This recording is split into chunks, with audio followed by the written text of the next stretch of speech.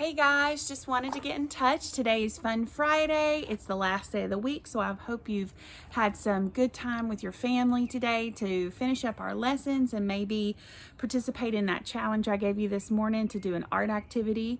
My Emily made a Play-Doh sculpture of the beach. I think that's where we all wish we could be right now. She even added a flamingo to it, which is great, I thought. I want to read to you tonight a story that we love in our house. It's by one of our favorite authors. His name is David Shannon. He's the author that wrote No David and David Goes to School and all those great books that we love to read in kindergarten and first grade about following rules and making good choices. And this is a book that he wrote that's a little bit longer, and it's one of my favorite. It's called A Bad Case of Stripes. And Scholastic is asking us to acknowledge the publishing house if we read from their stories. So I just wanted to throw that in there. Camilla Cream loved lima beans, but she never ate them. All of her friends hated lima beans, and she wanted to fit in. Camilla was always worried about what other people thought of her. Today she was fretting even more than usual. It was the first day of school, and she couldn't decide what to wear. There were so many people to impress. She tried on 42 outfits, but none of them seemed quite right. She tried on a nice red dress and looked in the mirror. And then she screamed. Her mother ran into the room and screamed too. "Oh my heavens," she cried. "You're completely covered with stripes." That was certainly true. Camilla was striped from head to toe. She looked like a rainbow. Miss Cream felt Camilla's forehead. "Do you feel all right?" "I feel fine," Camilla answered. "But just look at me." "Yes, you get back in this bed this instant," her mother ordered. "You're not going to school today." Camilla was relieved. She didn't want to miss the first day of school, but she was afraid of what the other kids would say, and she really had no idea what to wear with those crazy stripes. That afternoon, Dr. Bumble examined Camilla. "Most extraordinary," he exclaimed. "I've never seen anything like it. Are you having any coughing, sneezing, runny nose, aches, pains, chills, hot flashes, dizziness, drowsiness, shortness of breath, or uncontrollable twitching?" "No," Camilla told him. "I feel fine." "Well then," Dr. Bumble said, turning to Miss Cream, "I don't see any reason why she shouldn't go to school tomorrow. Here's some ointment that should help clear up a few of those stripes. And if it doesn't, you know where to reach me." And off he went. The next day was a disaster. Everyone at school laughed at Camilla. They called her Camilla Crayon and Night of the Living Lollipop. She tried her best to act as if everything were normal, but when the class said the Pledge of Allegiance, her stripes turned red, white, and blue, and she broke out into stars. Poor Camilla. The other kids thought this was great. One yelled out, "Let's see some purple polka dots." And sure enough, Camilla turned all purple polka dotty. Someone else shouted, "Checkerboard!" And patterns of squares covered her skin. Soon everyone was calling out different shapes and colors, and poor Camilla was changing faster than the channels on a TV. That night, Mr. Harms, the school principal, called. "I'm sorry, Mrs. Cream. I'm going to have to ask you to keep Camilla home from school. She's just too much of a distraction, and I've been getting calls from the other parents. They're afraid those stripes might be contagious." Camilla was so embarrassed. She could not believe that 2 days ago, everyone liked her, and now nobody even wanted to be in the same room with her. Her father tried to make her feel better. "Is there anything I can get you, sweetheart?" "No, thanks," said Camilla. All she really wanted, though, was a nice plate of lima beans. But she had been laughed at enough for one day.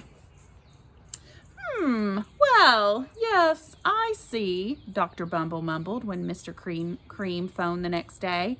"I think I'd better bring in the specialist. We'll be right over." About an hour later, Dr. Bumble arrived with 4 people in long white coats. He introduced them to the Creams. This is Dr. Grop, Dr. Sponge, Dr. Cricket, and Dr. Young. These specialists went to work on Camilla.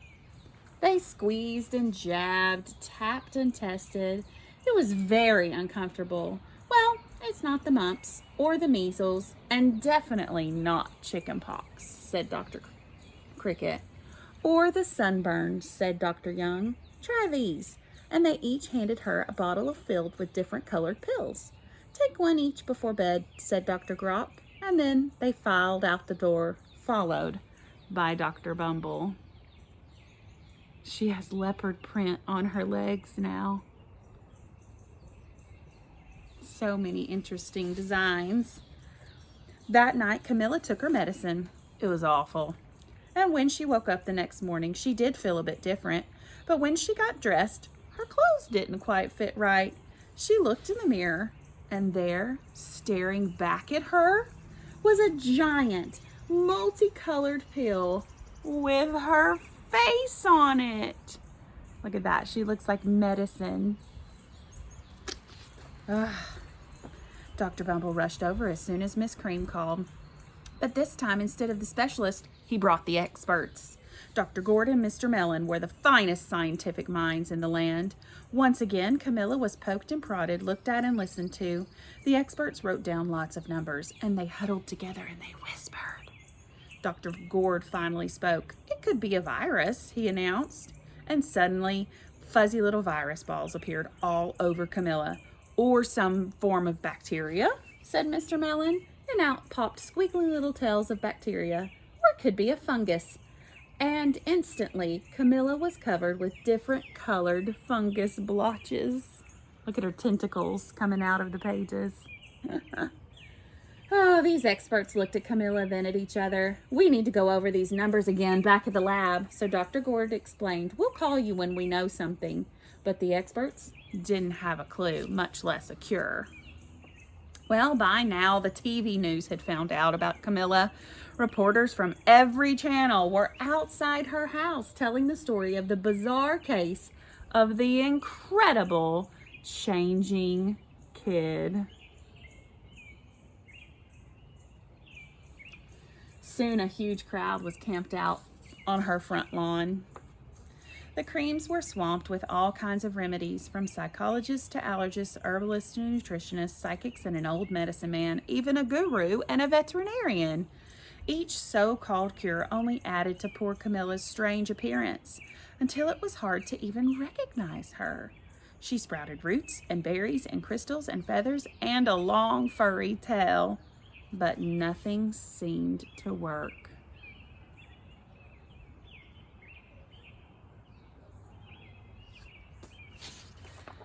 One day, a woman called herself an environmental therapist claimed she could cure Camilla. Close your eyes and breathe deep. Become one with your room.